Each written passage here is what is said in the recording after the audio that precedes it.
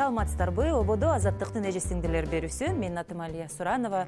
Бүгүнкү биздин талкууга алынчу темабыз Кыргызстандагы аялдардын абалы жыл жыйынтыктарын чыгарабыз. Студияда бүгүн мени менен Кыргызстандын вице-премьер-министри Эльвира Сурабалдиева, Айкын багыт коомдук уюмунун жетекчиси Мунара Бекназарова, конституциялык укук боюнча юрист Сания Токтогазиева жана жарандык активист Акылай Каримова. Студия кош келипсиздер. Саламатсыздарбы? Ошентип узап бара жаткан 2020-жылдагы аялдардын абалына да көз чаптырсак, жагдай өтө деле мындай кубанарлык эмес чыгып атат. Тилекке каршы жылдын башы дагы абдан өкүнүчтүү окуялар менен башталып, анан жылдын аягы дагы мына жыл этеги дагы ушу зордукталган 13 жаштагы кыз боюнча акыйкаттыкка жетүү кыйын болуп жатат. Ошого да биз азыр баарыбыз күбө болуп турабыз. Ошол 2020-жылдагы аялдардын укуктарына байланыштуу урунтуу окуялар тууралуу биз бир баяндама даярдадык эле. Ошону көрүп алалы, анан кийин талкуубузду баштайлы.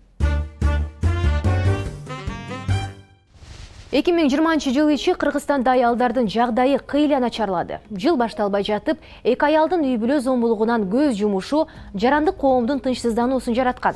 Анда 1 январда Кочкор районунда 37 жаштагы аял, 3 январда Баткенде 26 жаштагы келин күйөөсүнүн ур токмогунан ажал тапкан.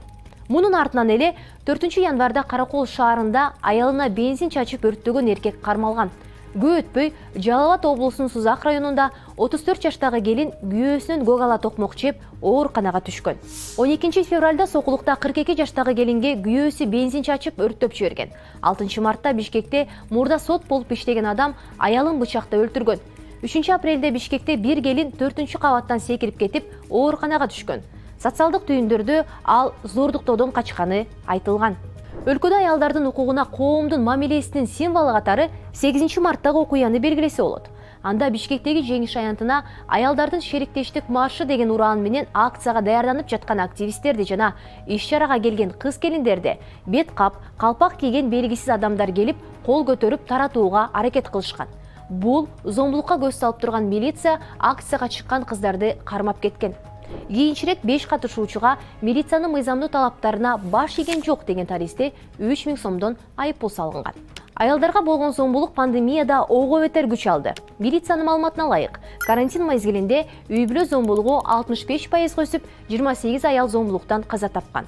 Ал эми июнь айында Сузакта күйөөсү аялынын мойнуна оор дөңгөлөктөрдү ийилип коюп, жаакка чаап, башынан ылдый муздак суу куйган окуя коомду кайрадан толкутуп, бир нече акциялар өткөн.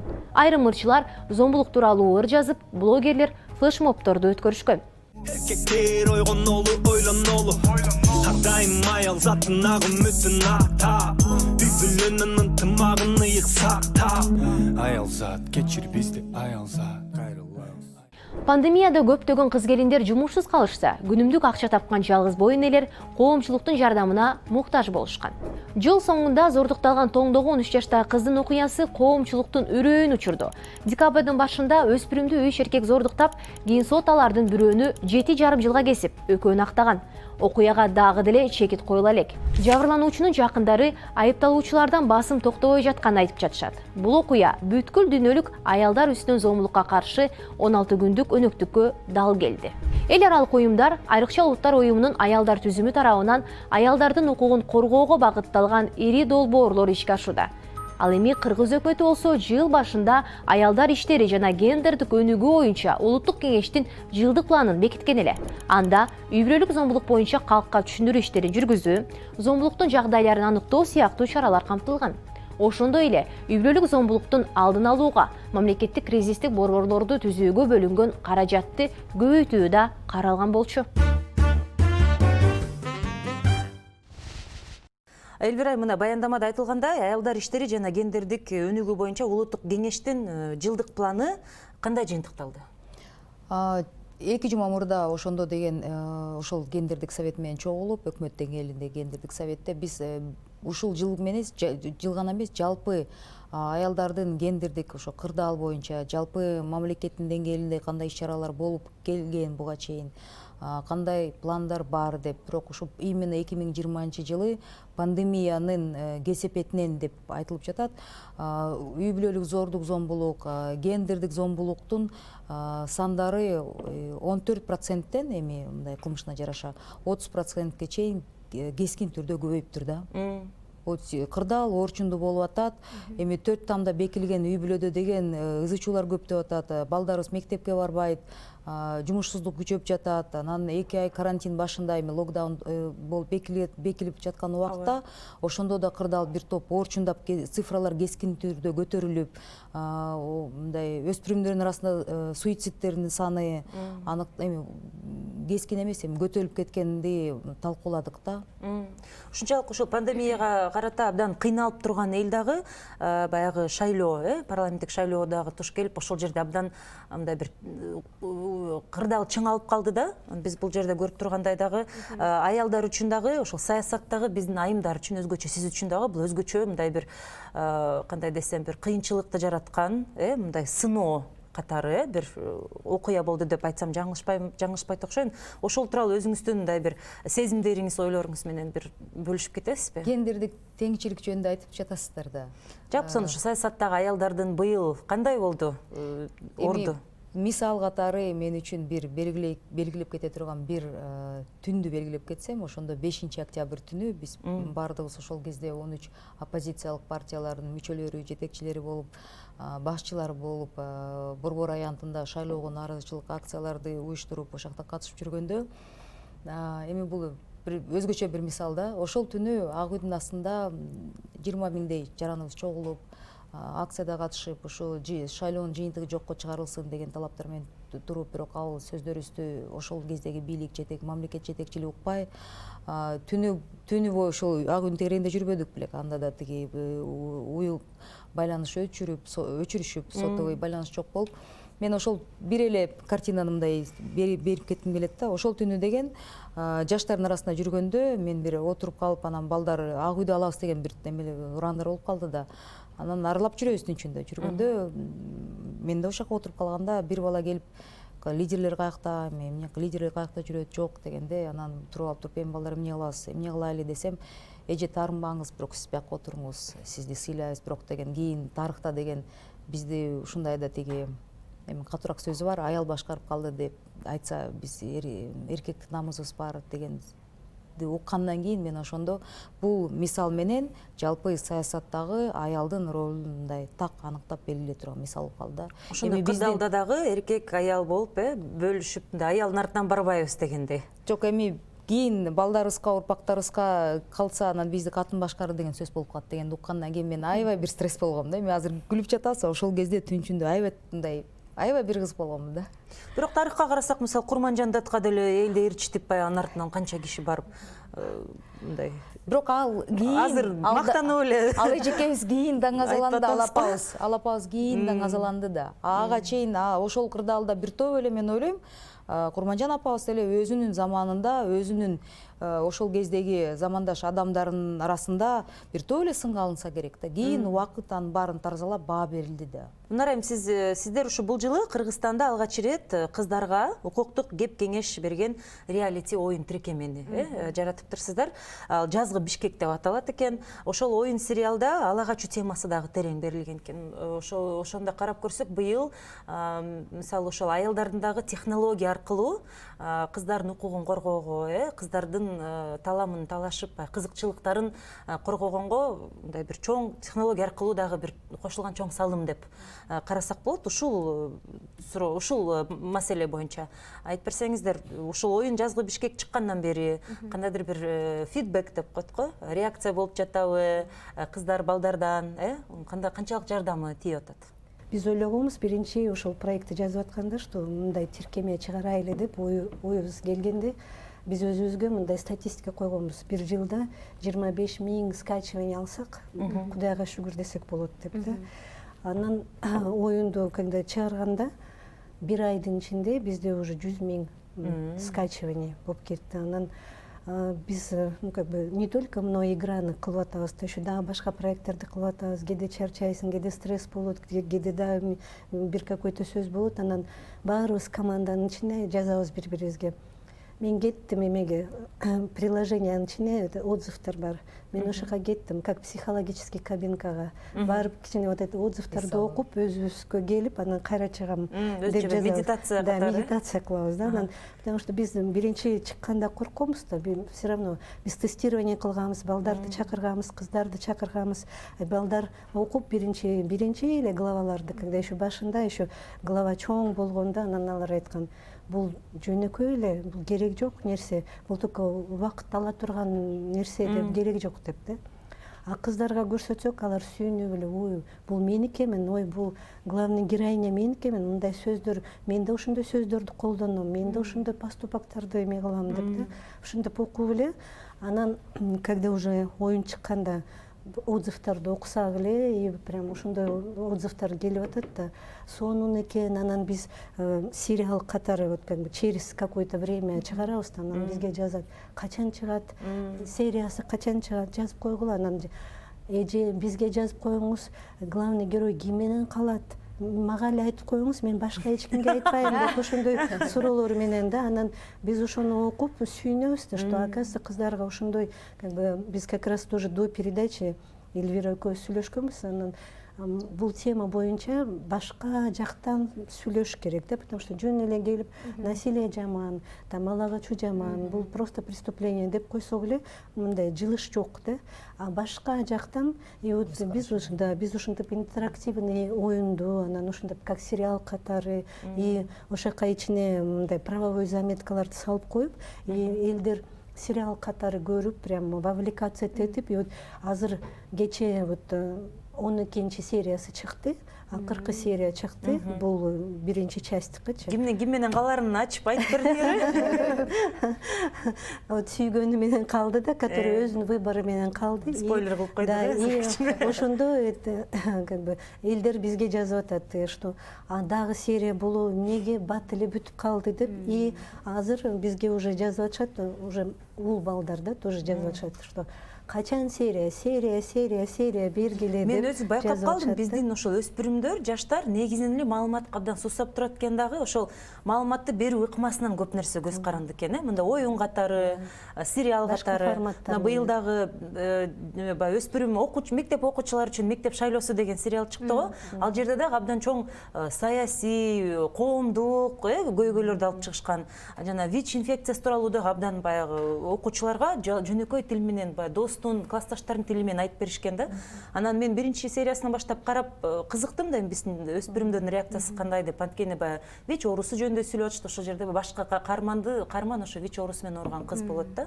Анан буга кандай реакция болду экен, тескери түшүнүп алышабы, кандай болот деп мен да комментарийлерди окусам, абдан күтүшөт да, бир 100 000 деген баягы эмелер, 100 000 деген адамдар көрүшүп, анан качан чыгат кийинки сериясы, дароо эле 2-ден 3-төн чыгаргылачы, аябай Аяна укмуш кыз экен, ушунчалык буга күйүп атабыз, добуш беребиз Аянага деп, ал Аяна дагы мектеп шайлоосуна катышып президент болгусу келет да, эркекке каршы чыгат да, ошол жерден эркек балага.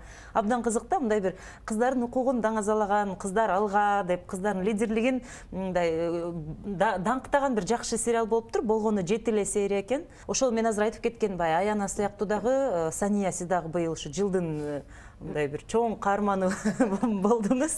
Абдан ошо Кыргызстан үчүн баягы ачылыш, жылдын ачылышы десем жаңылышпайм. Твиттерден соц тармакта сизди жылдын крашы деп атап коюшту. Сания менин крашым деп эркектер дагы, кыздар да баары жазып атышат. Азыр ошо краш деген мода бир жаңы сөз чыкпады. Абдан бирөөнү сыктанып карайсың го ошол адамды. Эми сиз айтып берсеңиз, быйыл дагы Эльвира айымдай болуп, мен оюмча сиз дагы көптөгөн тоскоолдуктарга дагы, көптөгөн кыйынчылыктарга дагы туш келдиңиз. Эң эле сизди ушундай кандайдыр бир эң мындай бир чоң сезимге калтырткан бир окуялар менен бөлүшүп кетесизби? Ушу жылдын ушул жылы сиздин жылыңызды жыйынтыктап. Мен ойлойм, ошо октябрь убагында болгон окуяда эң негизгиси эркектер ошо бийлик талашып жүрдү да, ошо бийликти жиликтей эле ошентип бөлүшүп. Ооба, кадимкидей жиликтешти. Жалгыз гана айымдар ошол Кыргызстандын келечегин ойлоп, юристтер жалгыз гана айымдар эле болбоду. Там Жолпон Жакупов, мен Таттуу Эргешбаева башкалар мыйзамдуулукка чакырып башташты. Депутаттардан дагы жалгыз гана айымдар айтып чыкпадыбы, референдум кылганга болбойт, биздин ыйгарымкыбыз жок депчи. Эркек депутаттар эмне кылып атышат? Бетин табактай кылып, былтыйып отуруп алып да, ошо бүт эч кандай ыйгарымы жок болгон укукту биз аларды кет десек, алар отуруп алып, өз ыйгарым укуктарын кеңейтип алып, анан мөөнөтүн узартып алып, бизге жаңы конституция жазып атышат да. Бул дагы менин оюмча абдан чоң мындай бир ошо беспрецедентный мыйзамдуулук жактан баш аламандык болуп кетти да. Анан ошо болуп жаткан убакта мен негизи ошо юрист катары ойлодум да, биз азыр биз айтып чыкпасак болбойт депчи. Анткени сценарий или же ошо 2010-жылкыдай болуп аткандай болгондо, анда ал сценарийге кетсек, анда бизде азыр 4-5 временный правительство менен отурмакпыз да, Кыргызстан 4-5ке бөлүнүп, уже мыйзам талаасына келбейт болчубуз да. Анан ошо негизинде биз айтып баштадык, анан жакшы көпчүлүк коомчулук дагы угуп баштады да. Айым болсок дагы, юрист болсок да, жаш болсок дагы, бирок ошол эле ирет стереотиптер кетти да. Силер 30 жыл кайда жүрдүңөр, үйдө отурбайсыңарбы, бала төрөбөйсүңбү, тамак жасабайсыңбы, ошол сыяктуу да. Анан калаштар кетти, акмактар, бузукулар, анан дагы кандай гана жаман сөздөр менен. 30 жыл мурда мен төрөлө элегем деп жооп бергениңиз дагы эсте калды да. И ошондо бирок негизи эле мен оюмча азыр Кыргызстанда кандайдыр бир ошо муун арасында дагы бир алмашып келе жатат да. Азыр жаңы муун өтөп атат. Айымдар биз мындай мыйзамсыз өлкөдө жашабайбыз деп чыгып баштадык. Карап көрсөңөр, бүт жерде эле принципиалдуу айымдар да, эчтекеден коркпой айтып чыгып атышат. Мен оюмча ушул жыл дагы көрсөттү да, бизде Кыргызстанда чыныгы ошо өлкөнүн келечегин ойлогон, биздин жаркын келечегибизди ойлогон бул көпчүлүк учурда айымдар болду да. Эркектерге бийлик эле керек да. Ошондуктан азыркы кабыл алган конституциясы менен кетсе, мажоритардык система киргизсе, парламентте айымдар келбейт да. Анан биз кандай мамлекетте жашайбыз? Жалгыз гана ошо парламентте Эльвира Сурабалдиева сыяктуу айымдар социалдык айымдардын укуктары боюнча көйгөйлөрдү ушулар эле көтөрүп келген да. Эркектерге буларга толугу менен баары бир да. Быйыл деле биз көргөндө парламентте мен оюмча 13%га түшүп кеткен айымдардын саны. Мен азыр Андан көбүрөөк азыр, бирок азыр көбөйтүп беребиз. Бирок ошончолук түшүп кеткен түрдө. Ошо тилекке каршы дагы ошо конституциянын долбоору кабыл алынса, ал жерде мындай идеология деген нерсе кирип атат. Анан мындай объективдүү мыйзамдын нормалары субъективдүү моральдуу нормалар менен, бизде мораль это уже патриархалдык коом да. Анан ошо конституция менен бул менин оюмча айымдарга, жеке бизге бул абдан кооптуу да долбоор. Ошондуктан биз азыр ачык чыгып келе жатабыз да, пока бизде шанс бар. Ошо болгон гарантияларды, кепилдиктерди сактап калалык депчи. Сиздер менен азаттыктын эжесиңдилер берүүсү. Менин атым Алия Суранова. Бүгүн биз Кыргызстандагы аялдардын абалы жыл жыйынтыктарын чыгарабыз деген теманы талкууга алып отурабыз. Студияда бүгүн менен Кыргызстандын вице-премьер-министри Эльвира Сурабалдиева, Айкын Багыт коомдук уюмунун жетекчиси Мунара Бекназарова, конституциялык укук боюнча юрист Сания Токтогазиева жана жарандык активист Акылай Каримова. Азыр Акылай, сиз атай Оштон келип отурасыз. Сиз ушул жашап төрөлүп өскөн Ошто. Сиз ошол жакта активдүү дагы иштешип, жаштар менен көптөгөн долбоорлорду да ишке ашырып келе жатасыз. Быйыл сиздин оюңузча ошо Оштун айымдары үчүн өзгөчө кандай жыл болду деп айтсаңыз болот? Негизи быйылкы жыл шок жыл болду. Анткени биринчиден жанагы сиздердин даярдалган материалдан башталганда, жана январь башталып, жыл башталып эле биз деген жанагы кабарларды көрүп калдык. Аялдар биринин аркасынан бири зомбулукка түшүп атканын көрдүк. Бул биздин жаныбызды кашайтты аябай. Биз аябай бир жагынан өкүнсөк, бир жагынан жинибиз келип, бир жагынан эмне кыларыбызды билбей калып отуруп калдык. Бул чындык. Анткени биз түшүнүп атабыз, бул деген бир гана караколдун же болбосо бир сузактын гана маселеси эмес. Бул деген жалпы эле Кыргызстанда болуп аткан нерсе болуп атат да. Анткени Бир жагынан карасаңыздар, азыр биз ушул эле жылдагы болуп аткан зордук зомбулукта айтып атабыз, бирок буга чейин канча зордук зомбулук болду, канча ошол кейстер боюнча канчосунун бети ачылды. Мисалы үчүн азыр бүгүн деле мына азыр такси водитель менен сүйлөшүп келаттык. Анан айтып атпайбы, болгондур эми ал киши балким псих дейт, жанагы 13 жашар кызды эме кылып аткан, зордуктаган. Мен айтып атам, ал жерде 3 киши. Ан мейли ошол бир айылда чыгып калышы мүмкүн, ал деген болушу мүмкүн. Макул, эмечи сотчу. Ал сот деген уктуп атпайбы заседанияда, биз көрүп атпайбызбы ошону? Анан бул деген мен жаным кашай айткан нерсе, бул деген элдерде зордук зомбулукка дайыма кандай бир оправдание бар да.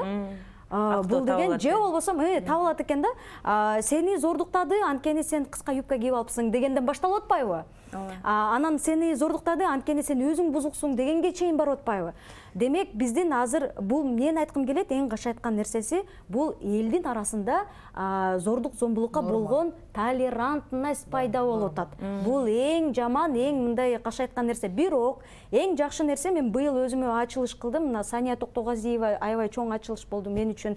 Эльвира Сурабалдиева, сиздин жанагы заседанияда сиз биринчи болуп тиги телефонуңузга тартып алганыңыз, бул деген аябай сонун эрдик болду. Ошого сизге мындай персональный рахмат.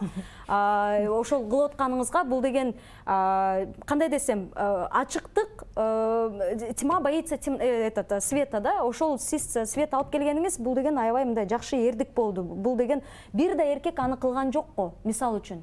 Алар деле были не согласны ошол убакытта, да, Эльвира там поддерживали вас, но кимиси телефонун ачып, кимиси элге ошону жарыялады. Канча эми бузукулар отурган эмени заседанияда да, мисал үчүн. Бул эки. Анан үчүнчү эмнени айткым келет, эң жакшы ачылыш ошто бизде деген жанагы азыр жаштардын арасында өзгөчө бири-бирини колдогон кандай бир кичинекей чакан борборлор ачылып атат. Анан ошолордун арасында сүйлөшсөм, алар таптакыр башкача. Жанагы 40-50 мындай 60 жаштагы кишилер менен сүйлөшсөң, алардын аталары менен, алардын чоң аталары менен, алардын көз карашы башкача. Булар менен сүйлөшсөң, алар айтып атат, бизди аял кишиден башка ушул тапта эч ким бизди куткара албайт го депчи. Эмнеге деп, наоборот, аял эме силер подкаблучник болуп калбайсыңарбы деп тамашалап сурасаң, кайра эле эме кылыпчы, алар провокация кылып, алар айтып атат, жок дейт. Анткени дейт, сиз айткандай, эркектер 30 жылдан баштап эчтеке кыла албагандан кийин бизде дагы 30 жыл жок дейт. Биз дейт, төрөлгөндөн баштап дейт, эчтекени жакшылыкты көрө албадык биздин эркектерден дейт. Бизди бир гана аялдар куткарат дейт. Анан алардын отсылкасы аябай сонун. Алар деген жөн эле жана тарыхка, баягы намыс, эме деп, они такими вещами не оперируют. Алар айтып атат, Мо пандемия учурунда карасаңар дейт, Финляндияны, Жаңы Зеландияны, Германияны ким куткарды дейт вирустан дейт, пандемияда ким бизнести куткарып калды дейт. Ошол бизнес ишкер балдар менен сүйлөшсөм, ошол эле аялдар дейт. Канчалык өзүңдүн амбицияларың менен, өзүңдүн оюң менен баягы саясатка же ушу биздин коомго деле, активист катары деле, кандай десем, баягы коомдук уюм ачып деле, канчалык ушу бир чыгып бир нерсе жасайын дебесең деле, баары бир ушул аял катары сенден мындай күткөн өзүнчө бир нерселер бар да коомдочу. Сен кандайдыр бир мындай өзүнчө тартып койгон сүрөт бар, шаблон, мындай коробка деп коюшат го. Ошонун ичине кирип турушуң керек да, андан бир аз чыга баштасаң эле сени кабыл албай калышат, Керек болсо баягы чачың кыска болуп калыптыр, сен бизге эмне акыл үйрөтө алат элең дегенден баштап, Мисалы, Эльвира, сиз да айтып берсеңиз, өзгөчө ошол биз 5 октябрдан кийинки окуяларды көрүп калдык. Сиз дагы ушу аргасыздыктан бир жазып чыктыңыз. Ушунчалык баягы алым кеткенде эркектер менен теңме-тең алар менен кыйкырышканга аргасыз болдум депчи. Анткени баягы аялдык, кандай десем, баягы аял катары мындай акырын сүйлөшсөң, алар такыр мындай бир көрбөйт, укпайт, тоготпойт. Чет өлкөдө аял саясатчыны эркек саясатчы менен бир таразага тең коюшат. Бизде мындай удобный убакытта ошондой таразага коюшат да. Мындай өзүнө керек чыныгы ошол жактан лидерликке чыгып иштейм деген аялдар болсо, аларга тескерисинче бир топ бут тозгон, бир топ мындай кырдаал пайда болот да. Эми буну мен парламенттен деле байкап жүрдүм. Мисалы, ошол бир позицияны, ошол парламенттен өсө турган бир позиция болсо, ошол комитеттер, ошол эле дагы бир тепкичтер болсо, эми ал убакта тиги вице спикерлик, комитеттин жетекчиси, комитет жетекчисинин орун басары деп болгон учурларда бир топ эле бир нече лидерлер биригип алышып өздөрү чечип кой. Азыркыга чейин эле ошондой да, аял депутаттын үнү азыраак болот да. Бул бир жагы. Анан азыр мына өкмөткө келип, өкмөттө деген айымдар менен эми жолугуп атам да, министр айымдар бар, анан жетекчи айымдар бар, анан өкүнүчтүүсү азыр мына Акылай кызыбыз Оштон келди дейт. Ош областы, Жалал Абад областынын соц тармакты жетектеген негизи орун басарлар айымдар болуп келиш керек да. Бизде 30% пайызды сакташ керекпиз да. Бирок өкүнүчтүүсү андай ситуация эмес ушул 3 областта. Анан бул деген кадимкидей таасир этет экен аялдардын укугуна, ошол аймактагы аялдардын позициясына. Негизи айымдар деген парламенттен дагы мына мен өзүңөр деле байкап жүрөсүздөр, бийликте деле канчалык айымдар мындай өйдөгөрөөк позиция менен жүргөндө ошончолук социалдык оорчундуу маселелерди көтөрүшөт. Анан республикалык штабты эми просто эстеттиңиздер, буга чейин ким жетектеп кеткен негизи эркектер болчу. Анан биз келгенде эле эң биринчи суроо кандай болду? Мындай бошотуш керек. Бекитпейбиз, ачабыз, элге укуктарды көбүрөөк берилиш керек. Андан көрө кандай оорчундуу маселелер болуп атат деп биз талкуулап, ошол соц тармакты жетектеген координаторлор менен мына жекеме сүйлөшүп, ар бирөөсү менен маселелер кандай болуп атат. Анан саясий активдүү айымдарды региондор боюнча келгиле база данных түзүп көтөрөлү деп мына жакында эле айымдар менен ошол тегерек столдо чогулуп, мамлекеттик кызматта эмес, жалпы активдүү айымдар менен сүйлөшүп жатканда ушундай база данных керек болуп атат. Ушу айымдарды өстүрүш керек. Анан региондордон борборго гана эмес, жалпы региондордон өйдөрөөк тепкичтен өстүрүш керек. Буга айымдардын ортосунда бизде солидарность жок дегенге мен ишенбейм. Андай эмес. Бизде башкача, бизде мындай айымдар бул патриархалдык системада баары бир айым аягына чейин жеңишке жетпейт деп ишенишпейт. Пандемия гана эмес, жалпы дүйнө жүзү, мен ишенем, ушул пандемиянын кесепеттери да болушу мүмкүн. Лидерлик позицияга бир топ мамлекеттерде, жана сиз айткан мисалдар боюнча айымдар баары бир чыгат. Анткени оор кырдаалда айымдар стресске биз мындай туруштук бере алат экенбиз да. Бирок ошол эле учурда биз деген баягы эмебиз, күнөөбүз бар да. Бул күнөө бул жанагы эгерде мындай эрдикти көрсөтсөң, о, эркек экен дейт да. Ну, то есть ал деген эгерде сен өзү менен тең көрө баштаган маал качан келет? Сен өзүңдү эркек катары алып жүрө баштаган. Жана эми айтып атпайбы? То есть элдер өздөрү бөлүп атат дагы, анан баягы сөздө дагы баягы стереотип болуп атат да, что эгерде сен эрдикти же болбосо чындыкты, айкөлдүктү көрсөтсөң, эркек экенсиң деп айтат да. Анан айкөлдүк, эрдик, чындык бир гана эркекке таандык эмес. Өкүнүчтүү, Кыргызстанда наоборот эркек эмес да, аялга таандык болуп атат да. Наоборот, аялга эркекке айтыш керек, сен аялдай лидер экенсиң депчи, мисалы үчүн. А бизде наоборот болуп атпайбы? Комментарийлерге жазат азыр акылайсың. Жок, биз ошону туура эмес эме кылып атканыбыз себеби үйдө башталат да. Жанагы 5 жашардагы кызга эгерде баланы уруп койсо, сен оказывается баладай эркекти дирёшься, да, какая ты молодец деп сени бокско беришке. Тыныбекова дагы да ошентип айтып атпайбы? Ошону мен айтканым, эң негизгиси биз өзүбүз ошону реклама кылбасак, өзүбүз эмени стереотипти көбөйтпөсөк да, эрдикти бир гана эркек көрсөтө албайт. Ошол эле аял көбүнчө көрсөтөт. Сиз айтып атпайсызбы, стресске аялдар көбүрөөк туруштук берет. Мына наоборот, аялдын азыркы лидерлиги биздин 18 жаштагы балдар айткандай оштой. Азыр аялдар гана бизди куткара алат. Карантинде деле волонтерлордун арасында, ыктыярчылардын арасында баягы элге жардам берип, тамакташып болгонбу, дары-дармек менен өйдө ташып жүргөндөрдүн арасында дагы айымдар аябай көп чыкты. Мен дагы таң калдым ошого.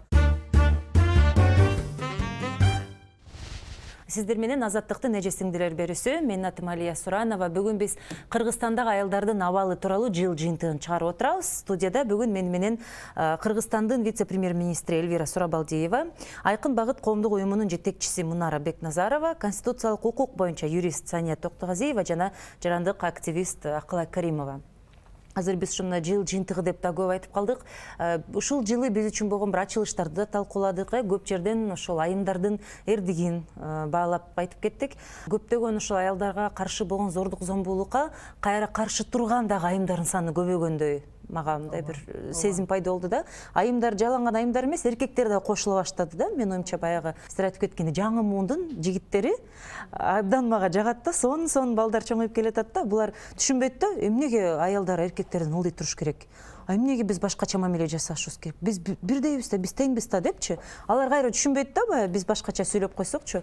Ошонусу да мага абдан кызыктуу, бир кызык феномен болуп атат да. Демек басым канчалык күчтүү болгон сайын кайра ошого каршы болгон күч дагы кайра көбөйө берет экен да.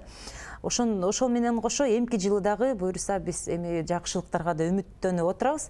Эми эмки жылы кандай болот, эпидемия боюнча абалганда болот, саясат боюнча абалганда болот.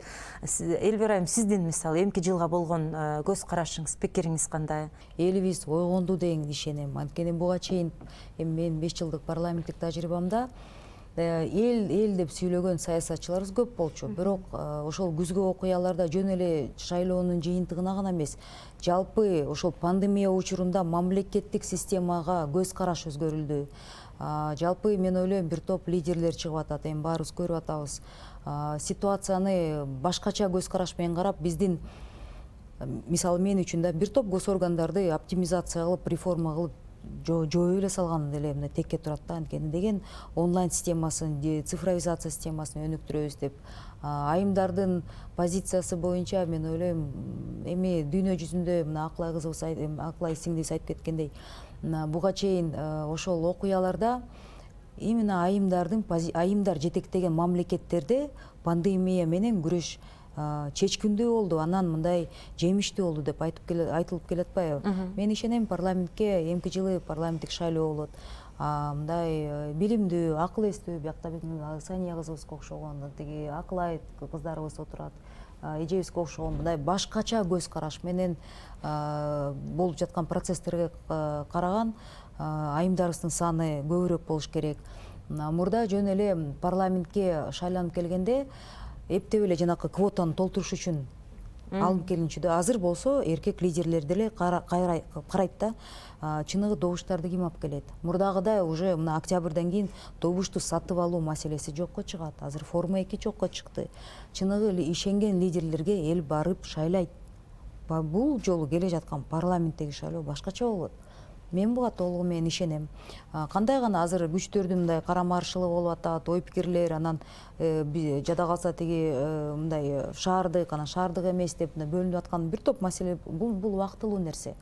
Жалпы келе жаткан чоң процесс бул парламенттик шайлоо болот.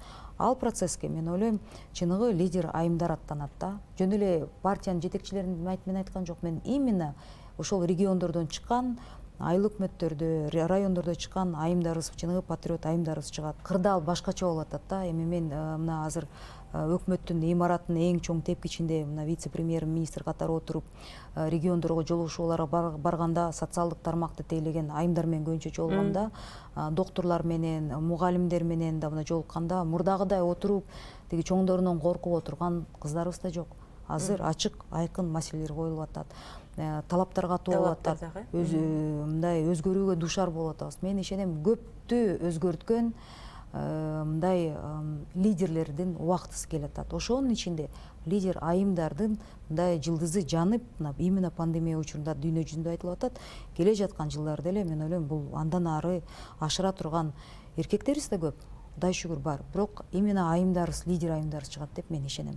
Аябай мындай дух бере турган сөз болду. Мындай чымырап кетти дүйнөнү бар. Мен ишенип айтып атам да, буйрса ошондой болот. Мен да ишенем. Балайым ошондой эле болсун, Мунар айым. Сиздин пикириңиз кандай? Буйруса аял лидерлер карап калат да, кайсы эркекти партияга киргизем деп, вот что хотя бы 50 на 50, потому что да, и пандемия и лидерлерди көрсөттү, канча проблема бар, и социальная сферада, и медицинада, и образование, но пандемия болгондо аялдардын эмесине канча күч келди, потому что вот это образование, которое онлайн, аялдын үстүнө аны карайт. Мугалимдер мен докторлордун деле көп нерсеси аялдар жумушту таштап, потому что ойлойт, мен менин балам 1-класста же 2-класста кантип онлайн сабак өтөт.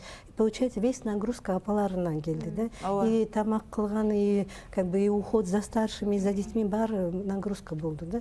Анан ошого мен ойлойм да, Кудайым берсин, чтобы вот ошондой аялдар болсун, чтобы которые партияда тандап бул качественный кандидат. Бул эркек татыктуубу же татыктуу эмес кандидатпы деп? И, конечно, минимум 30%, но хотя бы 50 на 50 болуш керек да, ошого барайлы деп. Анан экинчиси, вот что тоже как раз мен Эльвираны продолжение кыла берейин, что биздин молодежьтордон азыр жакшы лидерлер чыгып атат. Мен ойлойм, вот, например, биздин организациябыз ошондой оюндарды чыгарып, биз деле ошентип оюндарды, отзывдарды окуганда бизге, например, несколько раз отзыв келди. Силер вот памятка жасадыңар, кандай милицияга чалыш керек, кандай милицияны чакырыш керек, если алагачуу болду. И мен ошону колдондум дейт. И мен сестренкамды ала качкан, мен колдондум. Мен биринчи корккомун, анан колдонгондон кийин милиция тез эле келип калды дейт. А тез келгенде дейт, биз сестренкабызды алып калдык дейт. Ооба, Саниям, сиз ошо мамлекеттик саясатта аялдарга болгон бир багыт тууралуу. Конституциядагы ошо квотаны сактап калганга күрөшүшүбүз керек да. Бул ошо пандемия учурунда биз үйдө да отурабыз да. Менен араң жеткен 30%. Азыр ошо квотага дагы күрөшүшүбүз керек. Айымдар укуктары, кепилдиктери калыш үчүн күрөшүшүбүз керек. Бардык бул моралдык нормаларды алып салганга конституция бул эмдиги жыл менин оюмча жеке гана айымдарга эмес, башка дагы социалдык группалар, этнический башкалар ошо күрөшкө кетет да. Бул дагы абдан өкүнүчтүүсү. Анткени биз ошо энергиябызды Кыргызстандын өнүккөнгө салым кошпой, кайдагы бир ошо конституциялык реформаны талкуулай эле жатып калдык да. Эми бул кризистен кантип чыгыш керек? Мен дайыма эле ошо мисал катары ажарды алып келем да. Вот ажарды карасак, эң акырында эмне болот да? Вот карышкыр турат, колунда шам өчкөндө карышкыр жеп салат да. Образ мен үчүн бул жерде айым, ажар биз кыздарбыз да. Карышкыр бул патриархалдык коом, а шам бул илим жана билим да. Эгерде ошо илим, билим өчпөс шам болсо, биз аялзат ошо туруштук кыла алабыз да, ошо патриархалдык коомгочу. Бирок азыр дагы муну унутуп жатып атышат да. Азыркы ошо болочок конституциядагы еще хуже патриархалдык коомду Кыргызстанга айымдарга мындай таңуулап атат да. Ошондуктан менин оюмча биз ошо айымдар бардыгыбыз да, эркектер дагы чогулуп ошо конституцияда азыркы болгон кепилдиктерди сактап калганга бардык ошо салымыбызды кошушубуз керек. Анткени чынында эле ошо квотирование кетсе, анда болочок парламентте аялдар келет деп мен ишенбейм да. Канчалаган акчалар, каражат берилип атат долбоорлорго, айымдарды колдоо, аялдардын лидерлигин колдош керек, өстүрүп өнүктүрүш керек деп мамлекет дагы ошого көңүл буруп жатат. Бейөкмөттүк уюмдар да жардам берип жатышат. Кандайдыр бир натыйжасы же жалпысынан эле айымдарга айымдарга карата саясатынын же бир өзгөрүлүшүн же жылыштарын байкадыңызбы? Жаш кыздар менен сүйлөшкөндө баары эле кеткиси келет. Көп кыздар айтат, мен ушул биздин патриархалдык стереотипке байралган коомдон качкым келет депчи. Анткени 18ге чыгып чыкпай эле мени күйөөгө чыгасың деп атат депчи. Бул биринчиси. Экинчи, үчүнчү аял болуп берип атышат. Же экинчи, үчүнчү аял болосуң, же болбосо кичинекей балаң карайсың, себеби апаң атаң Россияда. И ошондой ушунчалык бууп турат биздин кыздарды ошол жанагы эмелер, стереотиптер. Анан дайыма сен бирөөгө обязансың, долженсың. Үйгө келдиңби, тамагыңды жаса, там эмеңи, баланы кара и так далее. То есть азыркы кыздар ушунчалык биз айтабыз, кыздарга билим бериш керек, илим бериш керек. Ошол менен ошол эле учурда кыздарга жанагы шарттарды түзүп бериш керек да, илим, билим алыш үчүн, мисал үчүн да. Бул бир. Экинчиси, кыздар өзүнүн ушул өлкөдө келечегин байлабайт. Келечегинде өзүнү көрбөйт бул жерде. Бул деген чоң бир демографиялык бир кризис. Эгерде мисал үчүн бир гана бүт кыздар кетип калбайт, конечно, калгандары калат.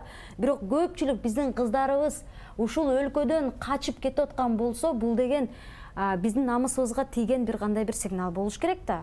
экинчиси үчүнчүсү эң негизгиси жанагы натыйжаларын көрүп атасызбы дегенде ооба натыйжаларын мен көрүп атам ошол долбоорлорду. И ошол долбоорлор иштегенде көбүнчө ошол долбоорлор иштегенде мен ойлоп калам да, бул биздин жанагы социалдык тармак бул мамлекетке керекпи же болбосо НПОго керекпи депчи. Анан ойлойсуң да, албетте ойлойсуң. Анан ошол жанагы каяктагы бир караколдо бир сот 13 жаштагы кыздын тагдырын мынтип кесип атканда анан ойлойсуң да, бул кыздардын тагдыры Кыргызстанга керекпи негизи же Кыргызстанга аялзатка баягы геноцид мындай жалпак тилинде айтайын, фемицидти түшүнбөйт биздин элдер пока что. Жок, биз өткөн берүүдө фемицид айттыңарбы? Анда фемицид жарыяланды, өлүм жарыяланды аялзатка деп ойлойсуң да. Анткени мамлекетте момундай эме отношение болуп аткан болсо.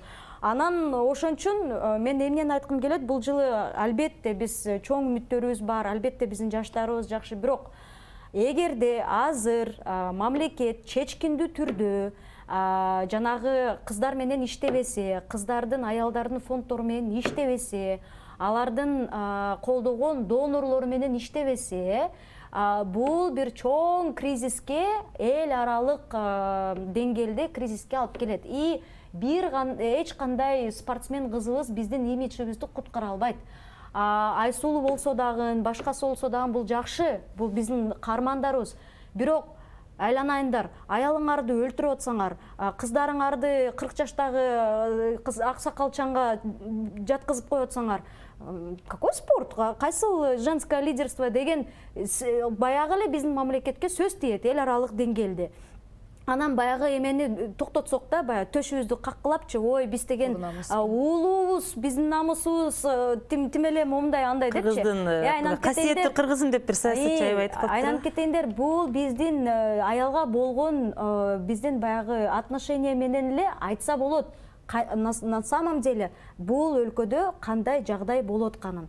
Бул аябай чоң, азыркы билбейм, ушул биздин элге ушунчалык мен таң калам. 13 жаштагы өспүрүм кызды зордуктоп атат, 3 киши зордуктоп атат. Ошону сот актап атканына кантип барат? Бул деген эл аралык деңгээлге жеткен болсо, бул деген уят. Анан ошол эле кезде жанагы маршта эме болуп атпайбы? Марштагы катышкан кыздарды сен күнөөлүүсүң кайта деп айыптап атпайбы? Эмелерди эмес, бир да жанагы ак калпакчан кишини кол салган адамдарга тийген жок. Ошондуктан мен ойлойм, азыркы учурда бул деген мамлекеттин стратегиялык милдети болуш керек. Кыздарды колдоо боюнча, кыздардын лидерствосу ошол эле учурда НПОлорго таштап койбостон, НПОлор менен кошо иштеш керек. Демек, ушул келаткан жыл кандайдыр бир кыздардын келечегин, Кыргызстандагы айымдардын келечегин чече турган бир эң олуттуу жылдардын бири деп эсептейбиз. Бул Азаттыктын эжесиңдилер берүүсү болду. Мен атым Алия Суранова. Бүгүн биз Кыргызстандагы аялдардын абалы тууралуу жыл жыйынтыгын чыгардык. Студияда бүгүн мени менен Кыргызстандын вице-премьер-министри Эльвира Сурабалдиева, Айкын багыт коомдук уюмунун жетекчиси Мунара Бекназарова, конституциялык укук боюнча юрист Сания Токтогазиева жана жарандык активист Акылай Каримова болду. Келип маек куруп бергениңиздер үчүн чоң рахмат. Сиздер менен болсо эмки берүүдө көрүшкөнчө саламатта болуңуздар.